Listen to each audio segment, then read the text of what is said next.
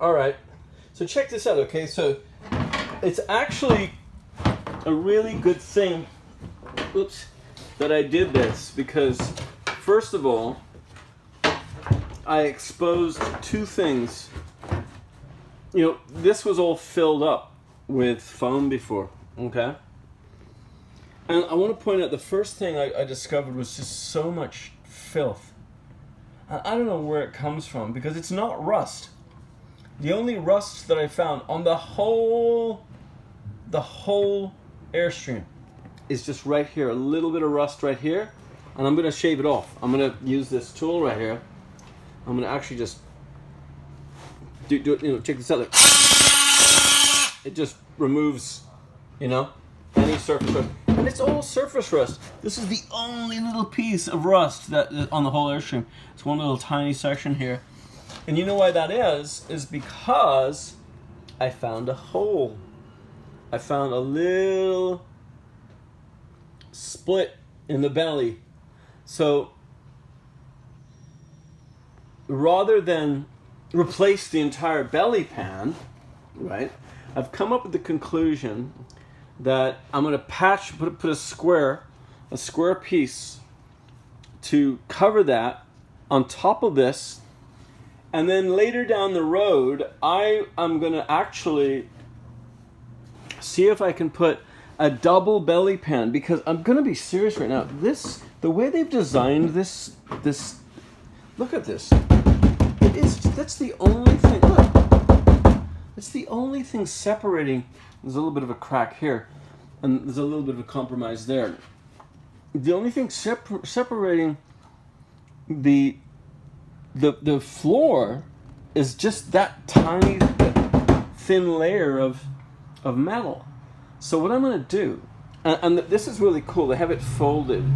So that's why you don't want to replace the belly pan, because they have the metal nicely folded and perfectly shaped to the circumference of the Airstream. They have a machine, obviously, that does that bending.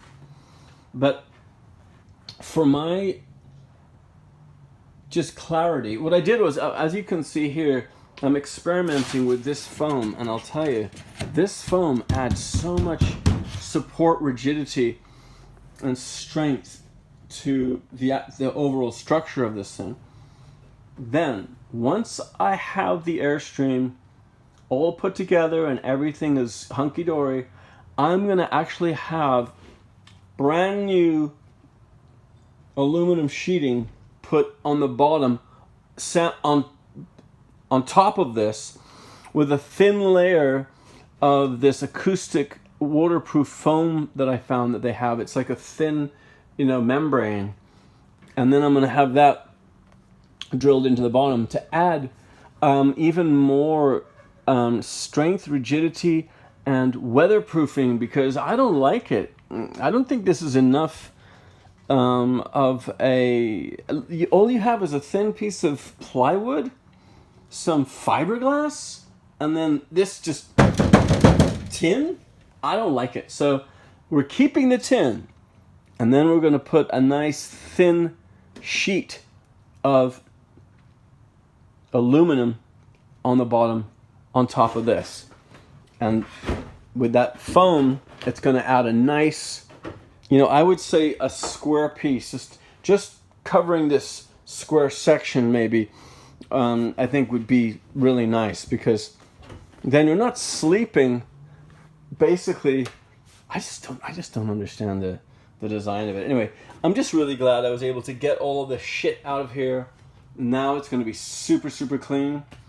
And this stuff works really, really well. I was experimenting with it. It really does add, look at that.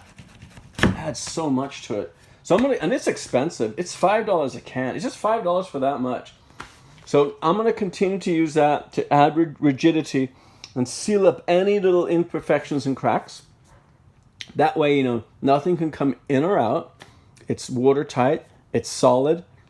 And I just can't get over how they designed this. I mean, my God, it's so they did it so cheaply. And see, like the wood floor, the tin membrane, this just cheesy. like how much money they're making. I mean, that's why this is such a successful company, is that they just made it so just cheap, chinced, you know. The fact that there's mud and shit under here, I don't know where it came from over the years. I'm sure just dust accumulating and dust accumulating and dust accumulating through the floor is what I'm thinking, you know, because the floor has all that. Yeah, in fact, look, if you look at it carefully, it is wood. Look, see, it's just wood. All this is the wood. Look, gross. So